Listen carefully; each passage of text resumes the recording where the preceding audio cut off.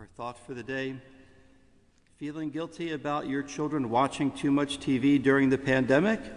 Just mute it and put on the subtitles. Voila, now they're reading. Today is January 4th, the feast day of the great St. Elizabeth Ann Seton. Mother Seton was the first native-born American saint, the founder of the first American religious order for women, founded the first Catholic school in America, and established the first Catholic orphanage. So what a remarkable woman who was first a wife, then a mother, then a young widow, then a teacher, a convert, and a religious sister.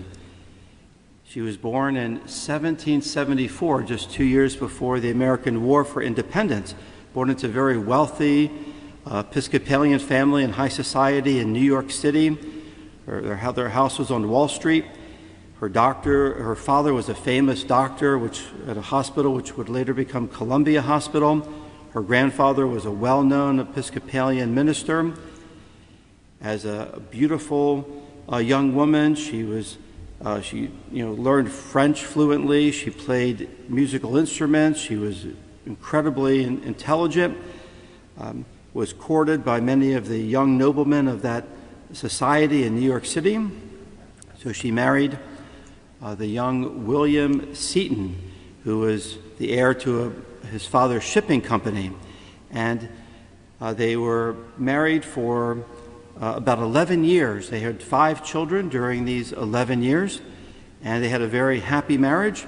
But sadly, William was diagnosed with tuberculosis, and so they decided to go to Italy for a better climate, to visit their relatives and friends in Italy. While they were there, William Seton died just about 6 weeks after they arrived in Italy. The shipping company went bankrupt, and here she was, a young widow at the age of 29, trying to raise these 5 children on her own. The Felici family encouraged her to stay for as long as she could in Italy. She stayed for 6 months with the children. They were a devout Catholic family, and they went to daily Mass, and they had such great devotion to Our Lady. And Elizabeth was explained to her about the real presence of Jesus in the Blessed Sacrament. And when she realized the Catholic faith had the real presence of Jesus, body, blood, soul, and divinity, in the Most Blessed Sacrament, she wept, because she had this great longing for union with Christ. So she began reading the lives of the saints. She began reading the writings of St. Francis de Sales and the Catechism of the Council of Trent. And this convinced her that Jesus Christ established the Catholic faith, one holy Catholic and Apostolic Church, going back to the time of Christ, whereas her own Episcopalian denomination was started in the 1500s by Henry VIII. And so she began to realize that she had a great desire to become a Catholic. She began to grow in her devotion to our Blessed Mother. So now she goes back to New York City, and she's in a dilemma. She wanted to enter the church, but there was so much anti-Catholicism, especially among her own family. But she embraced the Catholic faith. She was disowned by her family. The school that she had set up, the parents withdrew the children because she had become a Catholic. She then was invited, after her conversion, to come to Baltimore by Archbishop Carroll in Baltimore to establish the first Catholic school in Baltimore. And there, with a group of other women, she made vows and started the American Sisters of Charity, based upon the French sisters started by Vincent de Paul.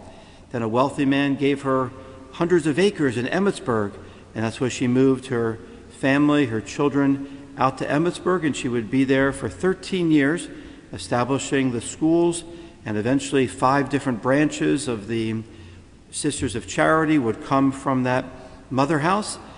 She experienced great hardship when 2 of her young daughters died of tuberculosis. In fact, Mother Seton had lost her own mother when she was only 3 years of age, so her life always had the cross.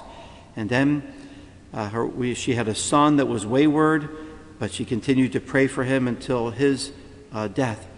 Mother Seton herself died at the young age of 46 in the year 1821, also dying of tuberculosis.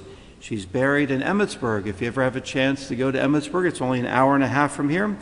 One of the few saints buried in the United States. Personally, when I was at Mount St. Mary Seminary, just a few miles down the road from Mother Seton, at least once a week we would go over there and make a holy hour or attend Mass over there.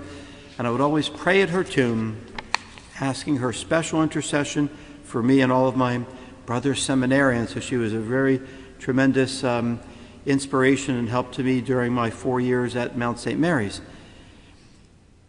She was beatified in 1963, canonized in 1975.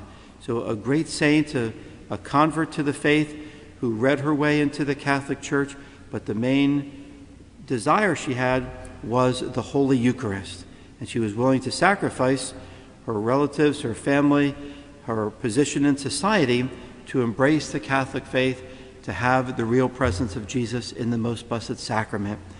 So I'll give you a blessing now with the relic of St. Elizabeth Ann Seton.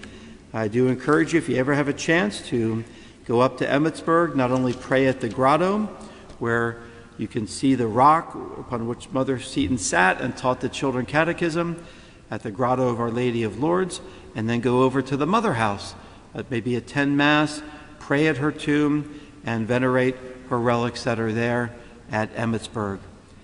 So through the intercession of St. Elizabeth Ann Seton, may Almighty God bless you, the Father, and the Son, and the Holy Spirit.